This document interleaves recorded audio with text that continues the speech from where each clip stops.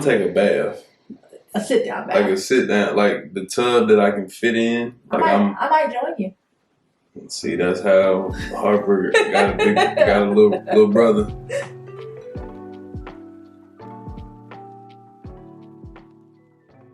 One question that we get a lot based on our lifestyle is how we split our time and how our schedule works. My husband here plays professional basketball overseas, and what that means is that we split our time between our home in Atlanta, Georgia, and wherever in the world he is playing, which is for now Japan. Konnichiwa. Hi. For the last 7 months for me and the kids, and 9 months? I lost track, honestly. I think it all runs congruent at this point. 9-ish months for him. We have been overseas in Japan, and it's time to go home. We made it. Yeah, for me, it don't really feel real until they call us to board. Until they say that the aircraft doors are now closing. Yeah, because it's too much time in between. So yeah. But yes, we are headed home now for the off season. How the year usually works for us. When do you usually get overseas? Mid to late August. Okay, so he usually gets overseas mid to late August for training camp, right? Yep. What does that look like? Usually it's a blur because of jet lag, but you usually spend the first month just training camp.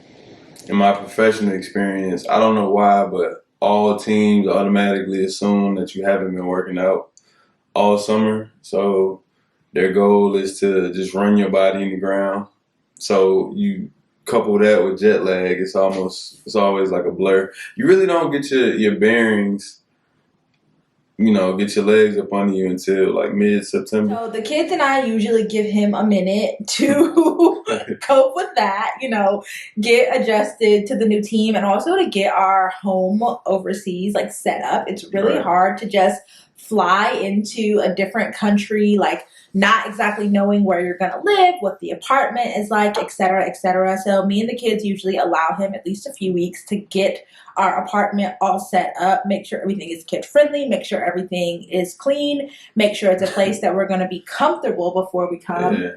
And so we usually arrive sometime late September, early October for the season. Once the kids and I arrive in Japan or whatever country, we occasionally might go home for a visit in the States, mid-season, usually around the holidays, but usually we don't. And the reason is because my kids are 3 and 1, and traveling by myself for a 14 to 16 hour travel day with the two of them, with no extra set of hands, no other adult, is just really, really, really hard.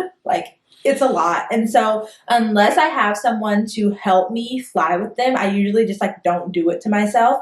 I think when they're a little bit older, probably when Jackson is around 3 and Harper is 6, I'll be able to handle traveling with them alone because they won't be as needy anymore. Harper's already pretty easy to travel with, but Jackson obviously is still a baby and Harper has her moments. So as of now, I try not to travel with them by myself unless I absolutely have to. So usually once me and the kids get abroad, we stay for the whole season.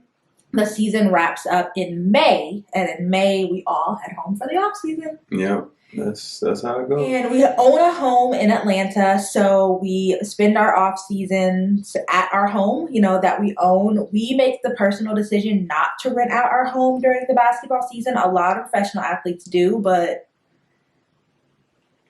it's just not for us. I think it's because it's our forever home. All our stuff is there. All our kids' stuff is there.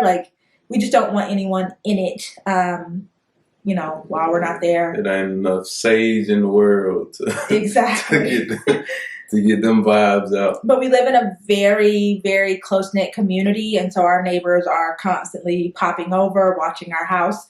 My mom also lives really close by, and so she's there usually multiple times a week, just making sure everything is okay. So while we're abroad, we live in furnished housing provided by my husband's teams. And when we're home for the summer, we live in our own house that we love and miss and cannot wait to get back to. I'm going to take a bath. A sit down bath. Like a sit down, like the tub that I can fit in. Like I might join you. See, that's how Harper got a little brother. When it comes to splitting our time, this year is a little bit different because this is the first year that our daughter has been in school abroad. Basically, the Japanese school year starts in March, the end of March, and runs until the beginning of March, and they only get like a 2-week break between the school years. So the school year is very different in Japan than it is in the United States. And so what we did this year in terms of splitting our time is that she started school in the United States in August with everyone else, and she was there until fall break in October, and then we came to Japan. So she started her school year here in Japan mid-school year. She did the whole rest of the Japanese school year until their end of the school year in the beginning of March, and then she restarted, her Japanese new school year at the end of March. So here in Japan, she is already in pre-K. Obviously, we will be pulling her, and she will stop going to school in Japan because we will be going home to America. Her school in America has a really amazing summer program, so she will finish the last few weeks of the school year in America and then start her school's summer program and do that all summer in America. And then in August, when school starts back at home, she will be starting pre-K at home. So it kind of, basically she's in school all year. That's the short answer. I mean, but that's the thing. I think at her age now, it's not really, it's curriculum based, but they're more so honing like their social skills. They get to socialize a lot, play a lot. Judging by the pictures, they have a lot more fun in school than we did. And Harper is a kid that thrives in school. Like, she loves to socialize. She loves to learn. So I don't worry at all about her being in school year round. Like, her school day when we're home in America is pretty short, and she still has plenty of time for like fun after school and on the weekends. She's actually really looking forward to going home and keeps saying how excited she is to see her school friends and her teachers and all of that. So I'm glad that she will get to end her school year in America and be there all summer with them for their summer program and start, her first day of school in America as well, just to like make those memories before we come back to Japan and she restarts school here. Usually our summers in the United States are hectic, to say the least. I usually take charge of our summers and I make a ton of plans, but how do you feel about that? I'm pretty used to it. I think even last summer we ended up in Miami. We went to Disney. We did the VIP tour at Disney. Every summer is usually like jam packed with trips and activities because like I really like to make the most of our summers because we spend so much of our year abroad. However, like last summer, while it was the best summer I feel like of my life, like I don't know, it was just we had an amazing summer, just like adjusting to having 2 kids, traveling with both kids, taking Harper to Disney World for the first time. We had a really great summer, but when the summer ended, like I felt like we hadn't had a summer at all. I felt like we had just blinked and like the entire summer was over. And so this summer, my husband had a different recommendation for how we should go about the summer, and I decided to follow his lead. When we look back and we talk about memories that we've made in the summer, I realized all of them were somewhat social. We always look back and refer back to barbecues, having people over. Even, Disney was a highlight, but it's like, oh, do you remember when such and such did this or said this? And it was always social settings. And we always remember, like surprise visits from my dad. They've always been the highlight, when we're over here and the days get long and the winters are cold.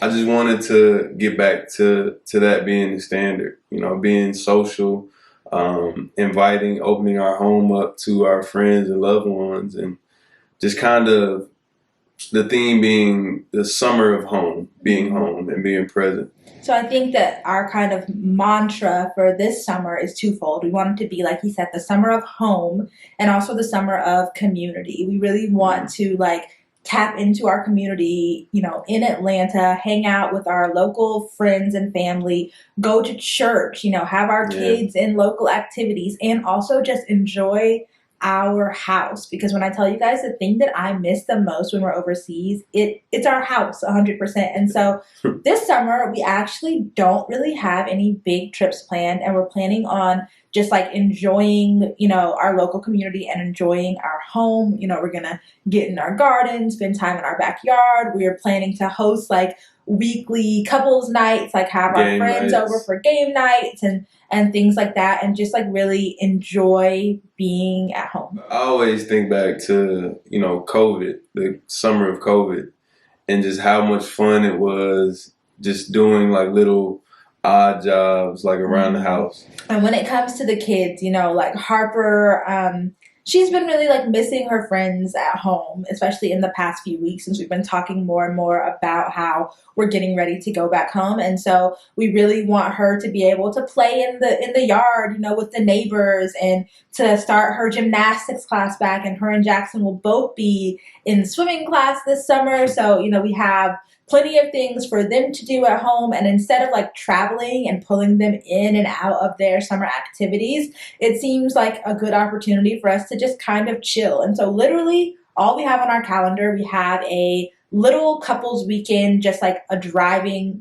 road trip up to the cabins in the North Georgia mountains with our close friends who happen to be dating each other. We will tell that story after they get married, because I know that they are. I won't put them on blast yet, but Right. we're going on a trip with them, just literally for 2 nights, like driving distance away, and then we're going to my line sister's wedding up in DC. We're literally just going for 1 night. Like the wedding is on a Friday evening. We're leaving Friday morning and we come back Saturday afternoon. And that's it. Besides that, like you can find us in Atlanta, Georgia all summer, probably in our house. In the crib or dropping these kids off at their grandparents' house.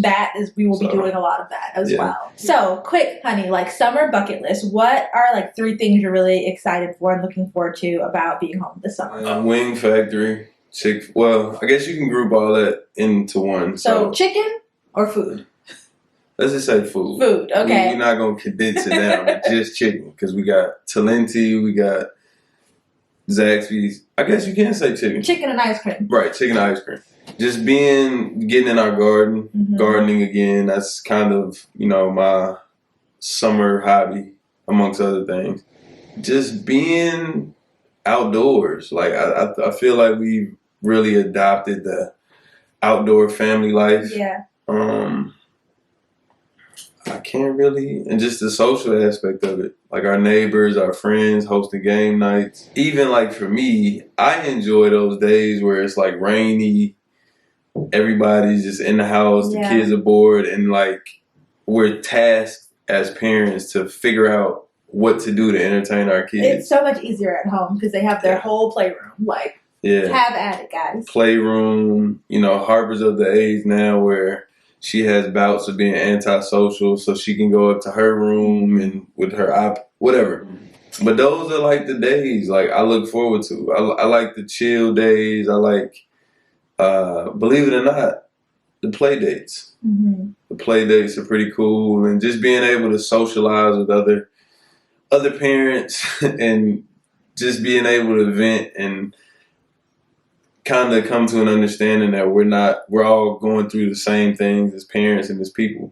I'm definitely looking forward to basically the same things. I think that my 3 things that I'm looking forward to the most this summer would be like hosting people at our house, whether it's like play dates with the kids, whether it's our friends for game nights, whether it's other couples, putting you on the grill and hosting people. Putting me on the grill. Grilling. I'm definitely looking forward to that. Also, date night with you, I'm really looking forward to. One thing we do not get is a date night when we're abroad, just because like we don't have childcare. So I will be calling on my mother quite often. Every week I want us to have a date night, and I'm really looking forward to that. And then, gosh, the 3rd thing would probably just be spending time like in our backyard and, in the garden and having the the fire kids pit. by the fire pit, having the kids being able just to like run and play in the backyard while I sit there and drink my margarita. It's gonna be a great summer. It is. It is. I know you're gonna be putting me to work, but I cannot wait for the memories that we are going to make and the videos because I know that there's gonna be some fun times ahead.